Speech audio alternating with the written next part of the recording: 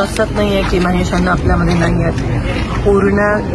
पूर्ण सोलापूर शहर हे शोकाकुल झालंय.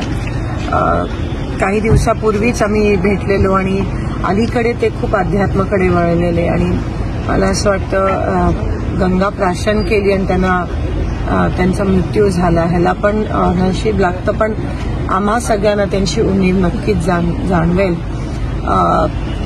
खूप आधीपासून माझ्या वडिलांच्या सोबत तात्या महेश अण्णा माझे वडील काम केलं, माझ्यासोबत अनेकदा काम केलं.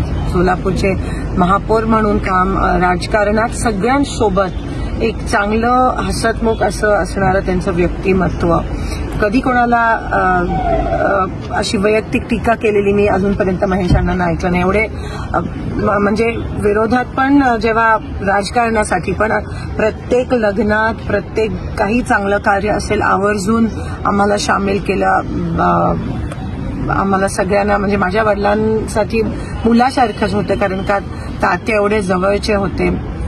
आणि आज खरंच विश्वास बसत नाहीये की ते नाहीये. शेवटचं त्यांचं इलेक्शन ते जिद्दीने लढले आणि पराभव होऊन सुद्धा असं कधी दिसून आलं नाही त्यांच्या चेहऱ्यावर. सगळ्यांशी चांगलं नातं, म्हणजे एक गोष्ट जर त्यांच्याबद्दल नेहमीच लक्षात राहील, सगळ्यांशी चांगलं, सगळ्यांशी हसत खेळत होते. आणि आज ते आपल्यात नाही आहेत, तर त्यांना श्रद्धांजली अर्पित करते.